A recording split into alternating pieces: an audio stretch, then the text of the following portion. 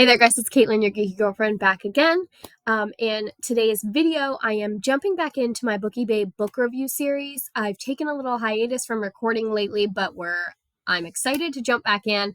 Got lots of movie reviews coming at you. I just uploaded a new book review for the book Stargirl by Jerry Spinelli, so if you haven't checked that one out, go check out that one, and then also check the channel. If you're not already a subscriber, hit that button. Go follow me so you can be updated about all of my latest posts and videos. That's at your geeky girlfriend on Instagram. And you can be updated on all of my latest video drops and all of my latest posts. And like I said, I took a little bit of a hiatus from recording. Lots of things going on in the personal life. So I just needed to step away from the blog and recording for a while. But I am finally back to record my latest book review. And for those of you who've been following the page and the channel from the beginning of 2021, I challenged myself to read 12 books this year, one every month. And I'm happy to report that this video marks book number 10 in that challenge. So go check out all of my other videos. I have reviewed every single book that I've read this year. And it's been fun. I've always been a reader. I love to read. I talk a lot about that here in the channel, and reading is my favorite subject to teach. So I just love books. I love children's books. I love adult books. And I love to read. And I get sad when I don't read for a long time and then I pick up a book again and I'm like, oh, this is why I love reading. It's been a while since I picked up reading, but I wanted to finish the book that I was reading. It was Stargirl by Jerry Spinelli. Like I said, you can check out that review here on the channel. And I finally finished it, started a new book, and I was like, man, why did I take so long to read that other book? Because now I've just missed out on all these great titles.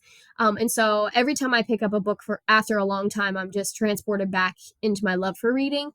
And this book that I'm going to review today was no exception to that. I thoroughly enjoyed it. So let's get into it. So this is book number 10.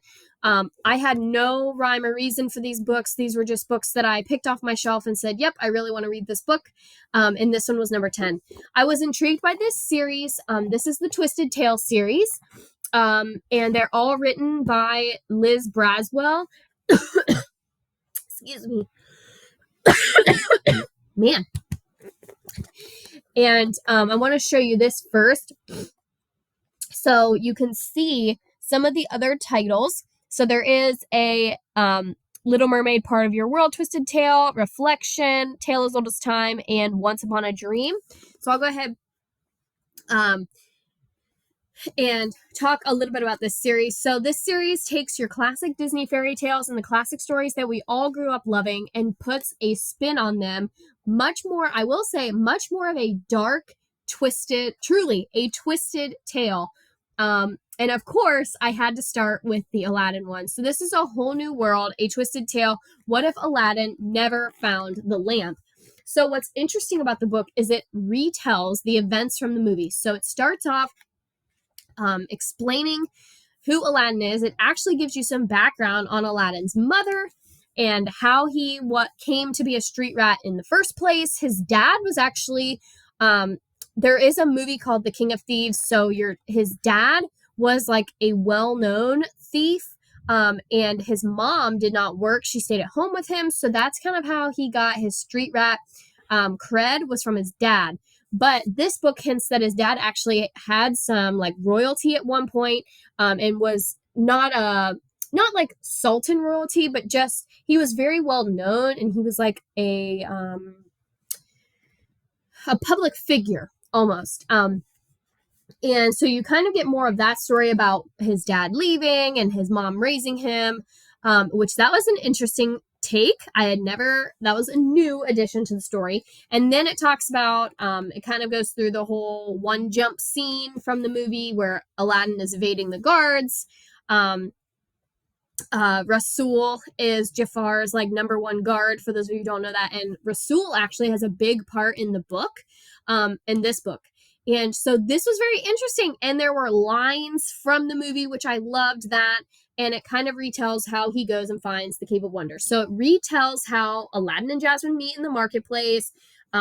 Jafar captures Aladdin. They go to the Cave of Wonders, but after they go to the cave, so that whole part of the book is the same as it is told in the movie.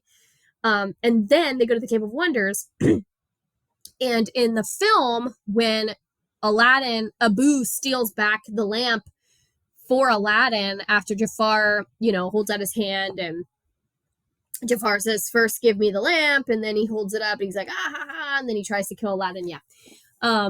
Well, in this book, Abu doesn't steal the lamp back. So Jafar gets the lamp, and everything that happens kind of in the second act of the film now happens in the front act of this book. And the story unfolds as such. So Jafar gets the lamp, he banishes Aladdin, and becomes a genie, becomes a sorcerer, all of those things. Jasmine and Genie have an interesting relationship in this book.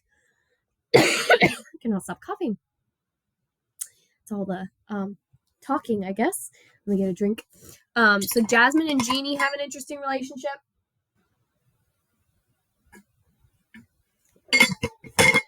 And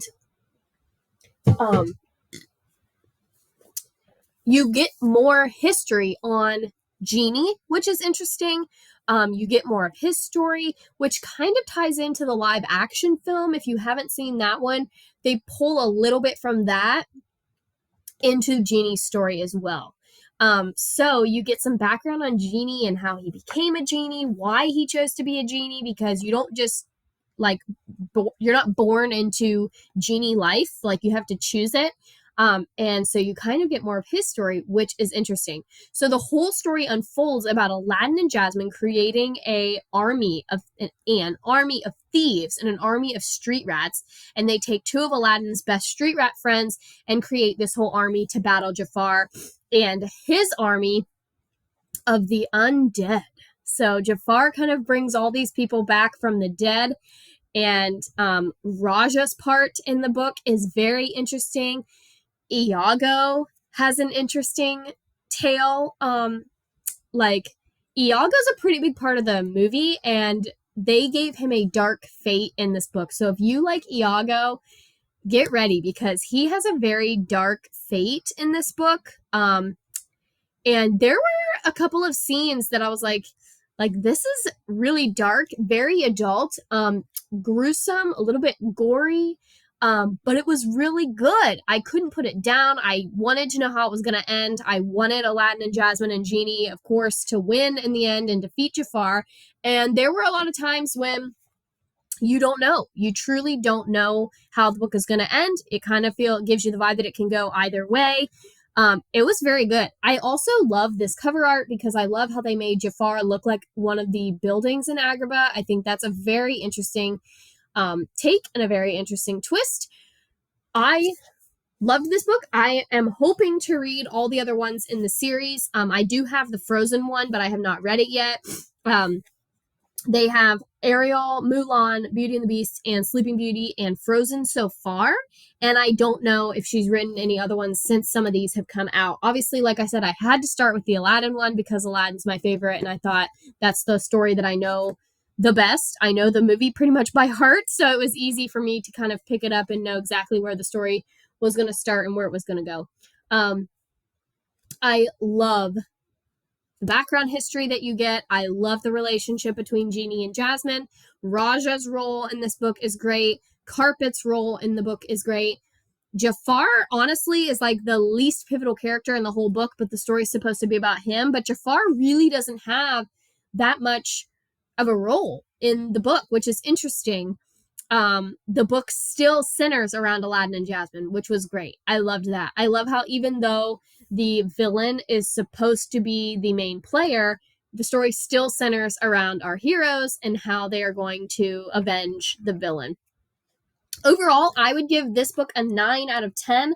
I think it is a great start to this series. I can't wait to pick up the rest of the books in the series. My sister-in-law did already read the Frozen one. She said it was pretty good. I have not read that one, so you'll have to keep your eyes out for that review coming in the channel very soon. I This book had some funny parts as well. Definitely had some adult parts, some gore, some gruesome. Definitely some things of nightmares in here. It is very twisted. There are some a little bit of violence, and I think that's it. There's a little bit of like a relationship, a little bit of a love story between Aladdin and Jasmine, of course, because it's Aladdin and Jasmine. Everybody knows how the story ends with Aladdin and Jasmine. So there was a little bit of that relationship, but the relationship story that's mostly told is between Aladdin and his two friends.